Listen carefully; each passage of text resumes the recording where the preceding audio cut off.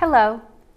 In today's segment of On the Spectrum, we're going to talk about pragmatics and the social use of language as it applies to the autistic child in school. My guest today is no stranger to this topic.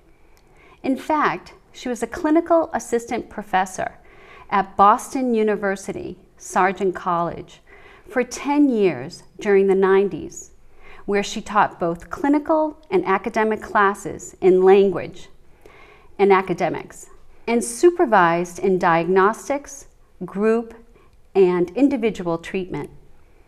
She is a speech and language pathologist, a pragmatics language consultant, and a former 20-year board member on the Executive Advisory Committee of the Asperger's Association of New England, AANE, where she often conducts professional trainings for teachers, parents, and administrators.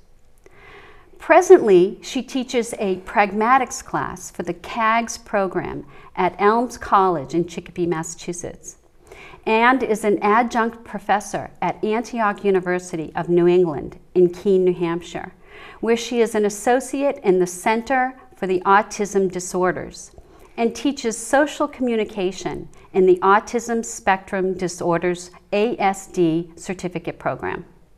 And this is where we met. I give a warm welcome to Elsa Abele. It is really a pleasure having you here today. It's very nice to be here. Very it's nice. Fun to see you again. I know, it's great to see you. I actually was in your training in the social use of language course this past year in the ASD program at Antioch University. And you really helped me realize and understand and learn all the key things that you need to know about working with students on the spectrum. So I thank you, and I feel really pleased to have you here today. So Thanks. You've done so much work, Elsa, in the field of social communication and pragmatics. We couldn't possibly cover everything here today in this half-hour segment, so I thought we could start with some basic components of social communication, such as pragmatics. We hear a lot about pragmatics, so maybe you could help us. What is pragmatics, and how is it connected to autism and Asperger's? Okay, pragmatics is the part of the language system that has to do with the use of language in a particular context. Okay. So by definition, it's the use of language in context. Right. So it relates to autism because very often persons with autism develop the skills of the form of language, the content of language. Right. The higher functioning ones sometimes are just brilliant at those two parts of language. Right. But when it comes to knowing how to use and what to use in a context, right, that's where the disability lies. Right. So these children with this particular disability in a school may have what's called a social thinking class. Right. So we'll talk about, what is social thinking classes. I know in my school, we do have the children with autism and Asperger's go to a social thinking class for an hour a day where they learn specific skills. And one thing that's connected to that social thinking is theory of mind. And I was hoping that you could help our viewers today and talk a little bit about theory of mind and how that applies to what our students are all about. Okay, when you think about why these neurologically different people, okay, this is not a behavior problem, autism, right, or Asperger's syndrome. Right. It is a neurological difference. And when you think about how they get there, what's right, the matter that they can't do this thinking in context? Right. One of the key pieces is that they don't develop theory of mind as soon or as well as what we call the neurotypical right, child you or in I. school. Yes, or you are. Exactly. Which, I mean, right, things like taking another's perspective. I mean, right, we do that in milliseconds. Our brain just right, does that automatically. And most children learn to do that somewhere around 2 years old. Okay. And by 3 and a half, they've really got it. They know about taking the other person's perspective. Right. The kids on the autism spectrum don't learn it that quickly.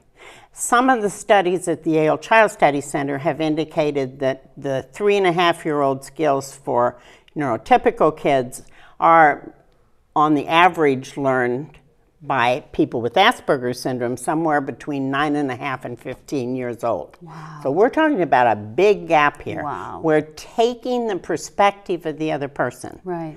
Being able to get in their shoes and think about what they might be thinking, or that they might have a different opinion, or what are they feeling, and so forth. And empathizing with them, That's a big piece of the difficulty for them in understanding the social world and how to navigate it, because they just don't have that information at their fingertips. And along with that, for a long time we thought that was the major thing. Then along with that, it became obvious that one of the components you could pull out of that was a central coherence. Central coherence, yes. And central coherence is getting the big picture, getting the main idea. Right. Do you get the gist of it, the gestalt? What's the point of it? Right. Okay, they are detail people par excellence. Right. By and large, they have more details about things than you and I ever have or would want to have. But putting those details together for a meaningful whole, they have a lot of trouble with. Exactly. So a child like that in school, you can see already where some of the problems might happen, not seeing the big picture. That's right. Right. And of course, a classroom teacher can be really helpful to this kind of a kid, as well as everybody else, by saying, the point of what we're going to do now is, or the reason we're studying this, or what we're looking for is, give them a heads up. If they give the main idea, that helps them to focus where they need to focus. I mean, just in my own experience, I mean, just thinking of some of the students that I've worked with and their inability to read between the lines and get that salient information or integrate pieces of information to understand the whole is definitely a challenge. Challenge for them. Great. Okay. Executive functioning. So we've talked about theory of mind, central coherence, executive functioning. That's the third component. That's a huge component. And it is big.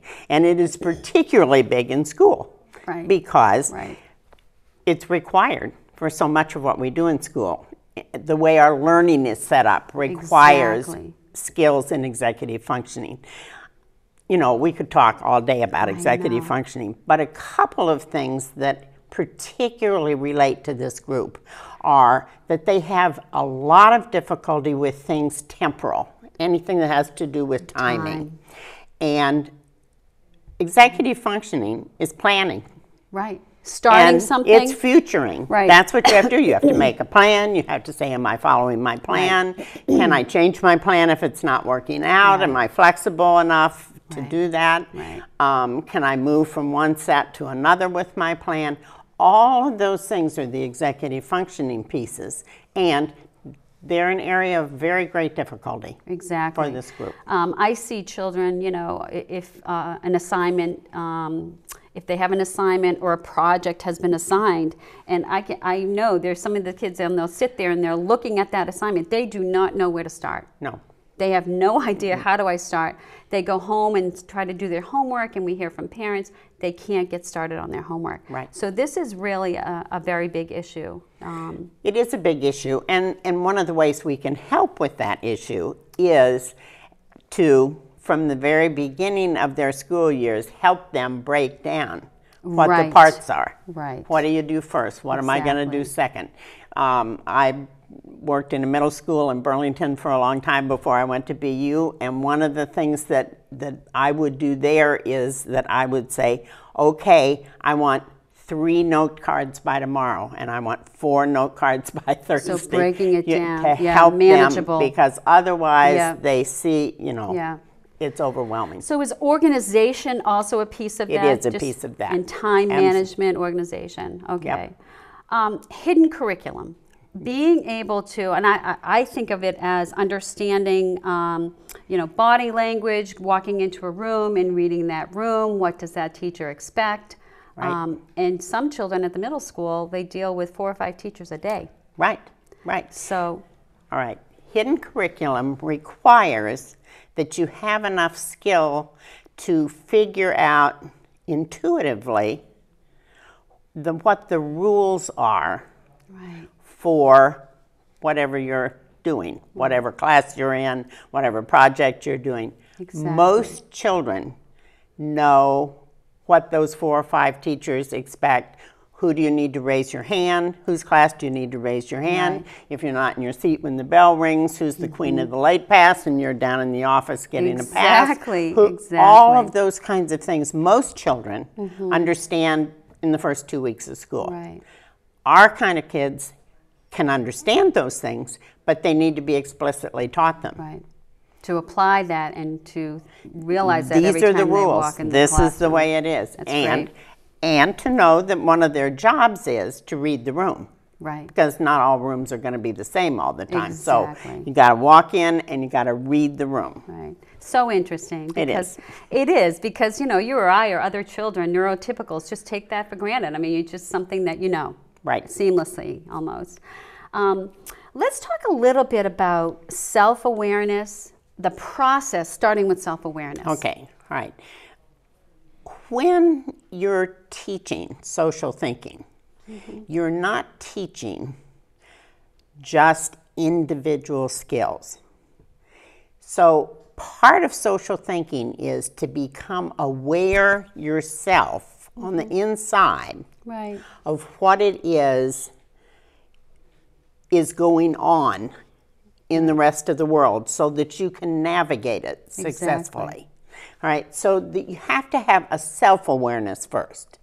So you have to do kinds of activities in the classes that help kids develop an awareness, a self-awareness of whether they're doing it or whether they aren't doing it. Because to begin with, they don't know whether they are or not. Right. So this is a weak area. It's a weak area. Okay. Yeah.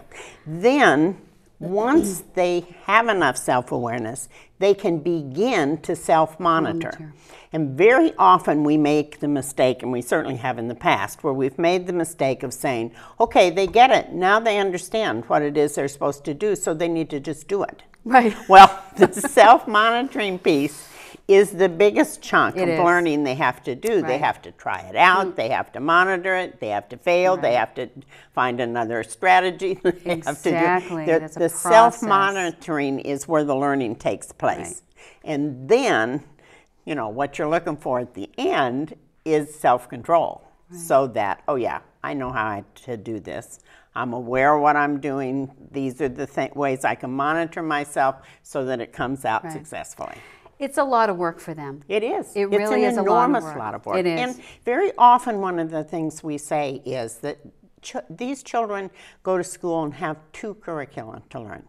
They have the curriculum that the state sets up and Andover sets up that they have to learn. Right. And they also have the social curriculum that they have to learn, which is a huge chunk of learning for them. It is, because it's a weakness for them. So, you know, anything that you're really not good at, it's even harder to get in there and try your best at.